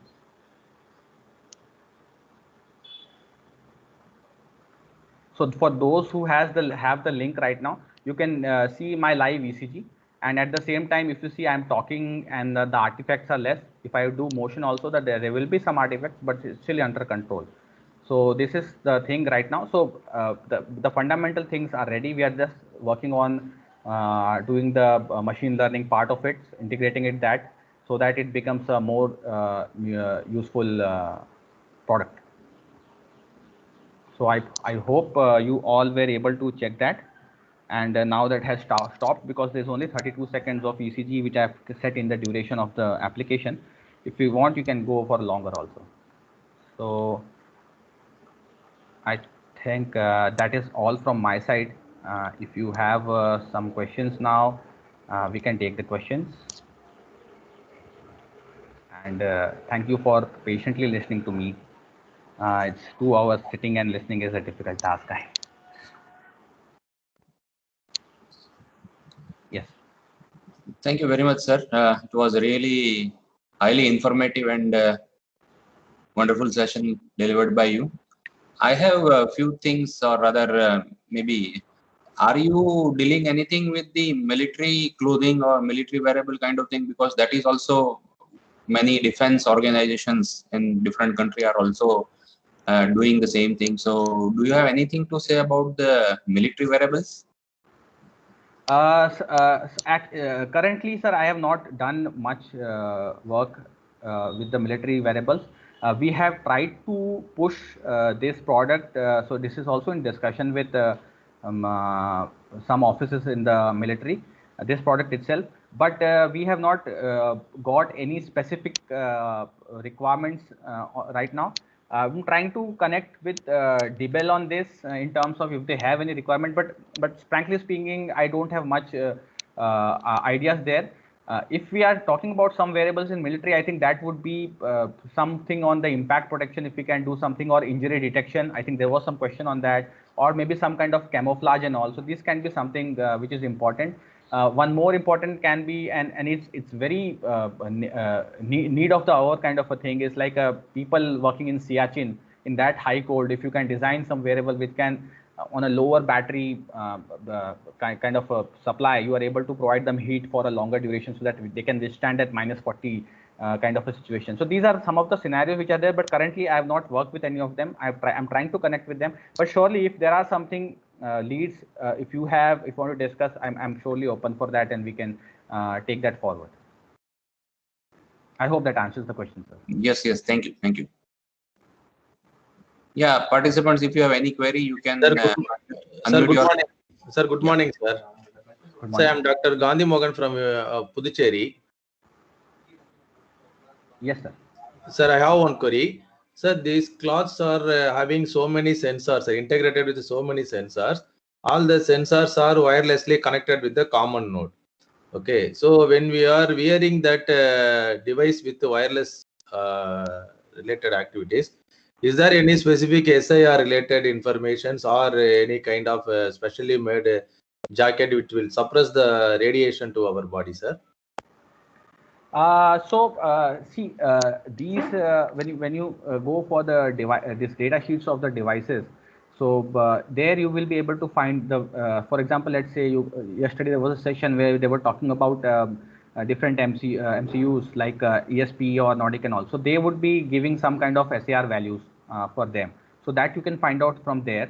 And if you want, generally what I have seen is people are not using it, and I don't know where the health related research has gone right now, but all the commercial products which are being which are being used, even when you say wristwatch or anything which you are wearing right now, or even the mobile phones, so these are being used I think since some time. So, and none of these companies have come up with anything in terms of shielding or something. So again, I'm not an expert on the health side. There would be research which shows that okay, these are harmful, but I think in daily life we are using a mobile phone which is already having a Wi-Fi and Bluetooth communication, and I think most of the even in gents or males, most of them are keeping it at very near to our vital organs. So I think so that's the practical versus research kind of a question. So that I will leave it there. But when you're talking about the shielding, obviously there are fabrics, as I said, polyester fabrics. If you coat with or in situ polymerize with pani and all, that's polyaniline, then you can create a fabrics which can create shielding. So these kind of waves will not then enter your body if you want to generate some kind of shielding products. So that is there. So one of my colleagues in IIT had done a project on this, and he had created a fabric.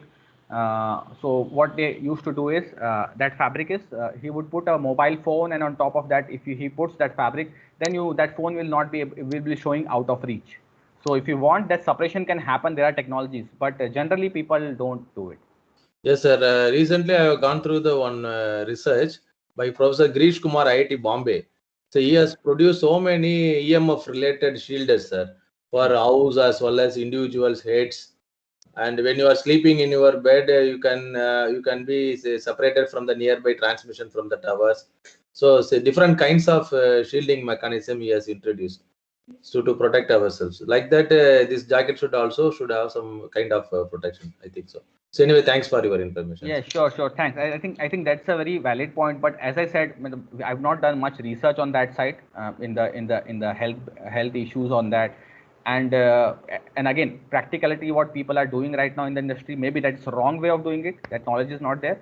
But still, that's why a lot of people don't really currently care about it. So maybe some standardization should come up also in this area, which says that this should be a kind of emission. This should be the locations.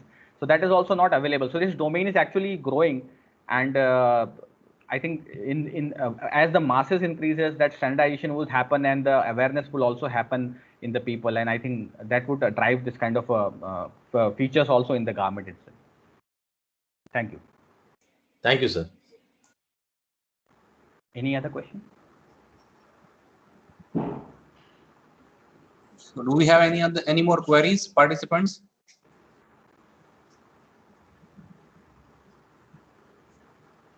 Okay, I think no more queries, sir. Professor Ronak, you may propose the vote of thanks. Yes. Before that, Dr. Kaveri, you raise your hand. Do you have any query? Participants, Kaveri. Dr. Kaveri is there? You raise your hand. Hello, are you there? Okay. So, Mr. Prasant Verma, sir, the session on textile is really good, and the way of presentation is also good. So we thank you for the nice session. Thank you very much. Thank you, Ronakji. Thank you, Bhargavji. Thank you, everyone, organizing team, and thank you all the participants for listening to me for such a long time. So if you have any query, you want any kind of help in developing any product or all, you can reach out to me. My website, I believe, is there in the link which I already shared, and we can have I can take that forward. So I do consult on variable projects and the products, so we can take it forward if you need anything in terms of textiles or help in that direction. So thanks everybody. Thank you. Namaskaram. Sure, sir. Namaskar. Thank you very much, sir. I will drop off now. Thank you. Yeah, thank you, sir.